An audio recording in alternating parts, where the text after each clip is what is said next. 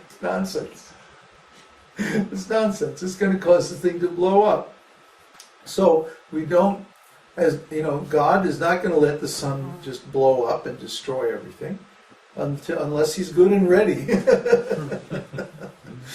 You know, he gets tired of it. Oh, this sun, it's been around for 20 billion years now. I think I'll just blow it up.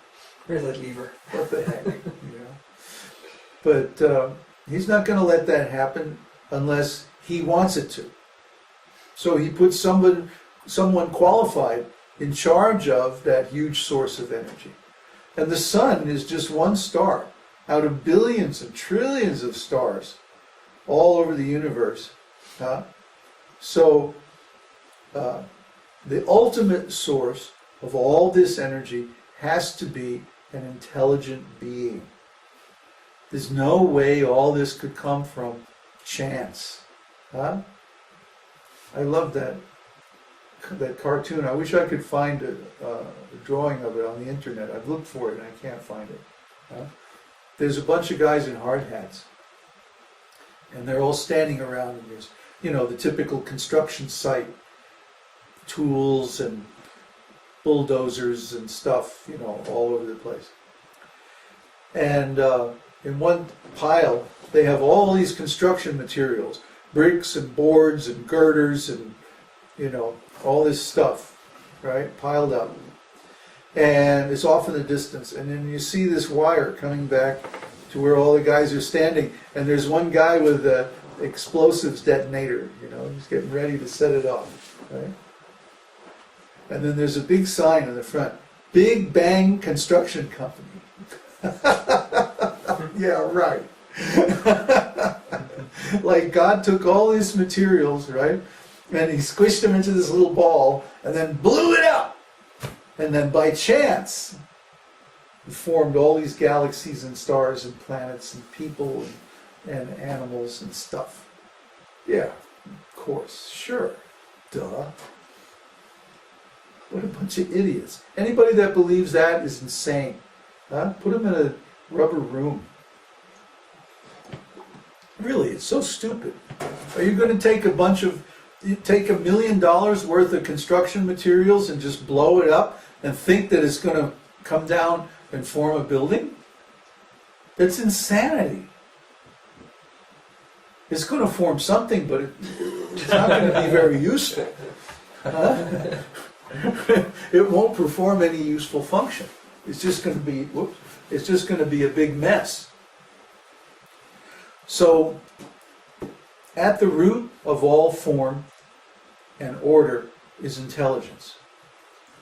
So when we see form, when we see order, when we see things functioning in a very sophisticated way in this creation, there has to be intelligence at the root of that. And that intelligence is going to be aware, conscious. See? That's the Supreme Personality of Godhead. And we can contact him. He has unlimited resources. They have this SETI program. This is another stupidity. They have SETI program. They have all these radio telescopes monitoring all these different stars to see if there's any radio broadcasts. What's your problem, dude? You can talk to God. You want to know? You want to know who's out there? You can talk directly to God.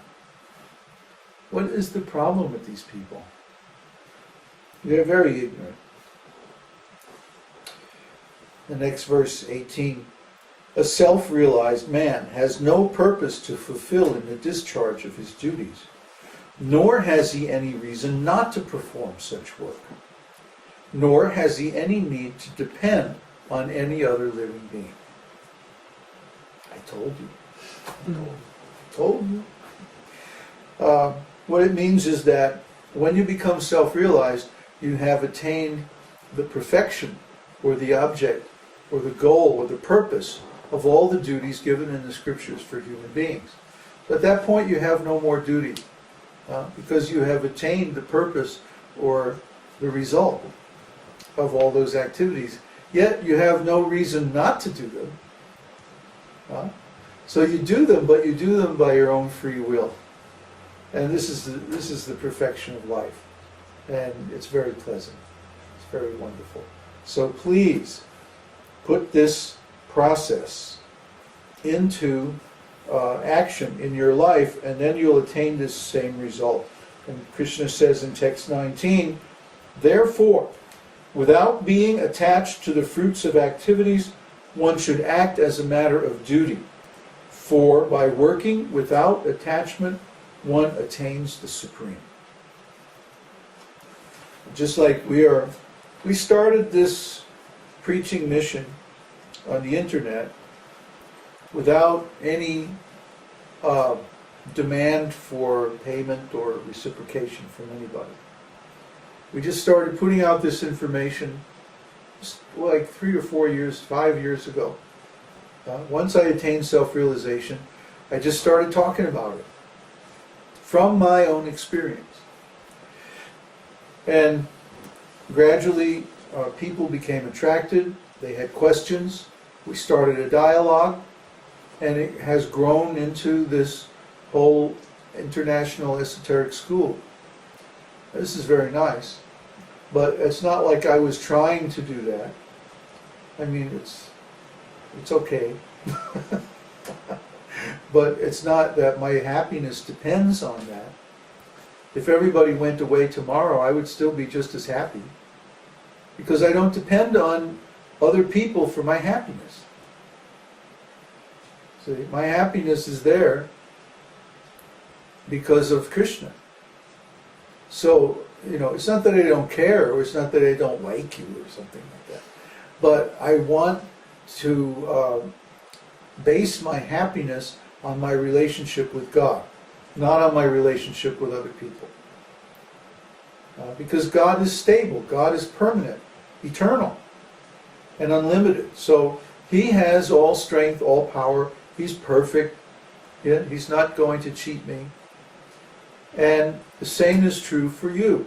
You can follow this same process and get the same result. That's what we're offering to you. Now, this process does have very high standards, because God has high standards. He should have high standards. I mean, He's the Supreme. If He didn't have high standards, we would be going, wait a minute, what's this? So on the one hand, He accepts everybody, but on the other hand, He has very high standards of who is allowed to attain perfection. So sometimes people get upset with us because we have such high standards. Well, it's not us exactly. It's Krishna. I mean, Krishna reserves the right not to expose Himself or reveal Himself to those who are unqualified. And I think that's perfectly reasonable. It's just like, if somebody came and knocked on the door here, and they're all dirty and weird, I wouldn't let them in, would you?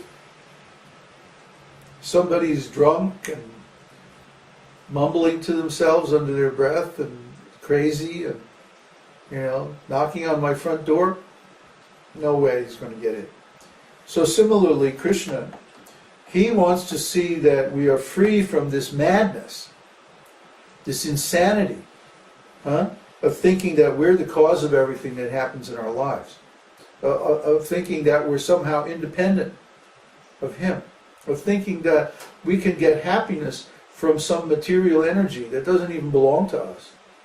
It's not even our property. We're stealing it and trying to enjoy it. How can we be happy from that? No. So Krishna wants to see, first of all, that we're sober, that we're not crazy, that we're in some kind of a normal state of consciousness. Otherwise, He's not going to let us into His personal world. He's not going to reveal His personal form. He's a little bit cautious. He's seen what crazy people can do. He has a lot of experience in this area. So Krishna makes some tests. This is normal. If you want to hire somebody in your business, you do the same thing, don't you? Let's see your resume. Well, what's your experience? Do you understand this kind of work? Have you done it before? You know? Are you crazy? Hopefully not. You know? But this is what you're trying to do. You're trying to screen people to avoid problems. Krishna does the same thing. And the spiritual master and the association of devotees, they are the screening process. You know? So Krishna's program, or Krishna's method is, you approach the spiritual master, you associate with the devotees, and by the way you treat the spiritual master and the devotees, Krishna will see how you're going to treat him. So if you're qualified, if you're not crazy, then he'll let you in his world. But this can only happen by the combined mercy of the spiritual master and the devotees and Krishna himself. Krishna has the final word. We're just assistants. We're just servants.